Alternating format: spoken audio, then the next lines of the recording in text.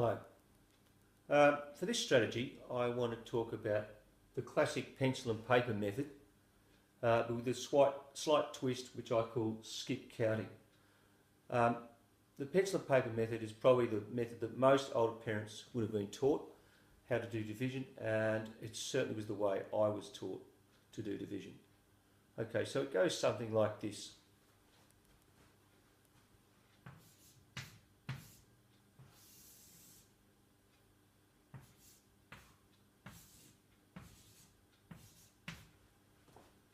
So we've got 1034 divided by 4.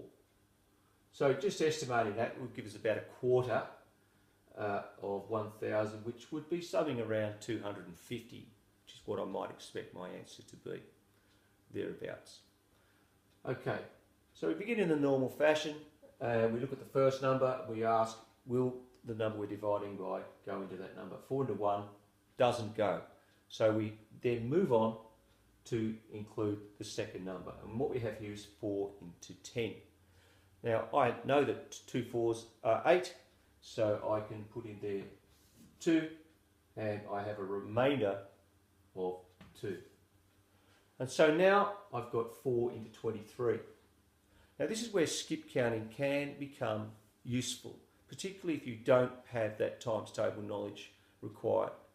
Okay, and so what you could do is perhaps count by 4s, keeping track on your fingers, or maybe if you need a little bit more assistance, you could write it down as you go.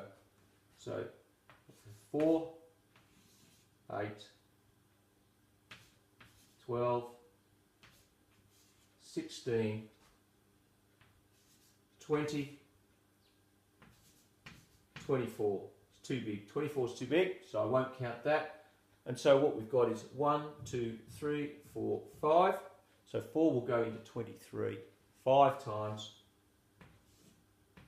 with 3 left over. And again, if you're struggling with your 4 times table knowledge, then skip counting can help you out. And we can keep going with our current list. So 24, after that would be 28, 32, and then we'd have 36, which is too big. So 4 goes into 34, 1, 2, 3, 4, 5, 6, 7, 8 times, and there'll be a remainder of 2 because the difference between 32 and 34 is 2. So there you have it. Pencil and paper, classic method, but with some skip counting included for those who may not have the requisite times table knowledge.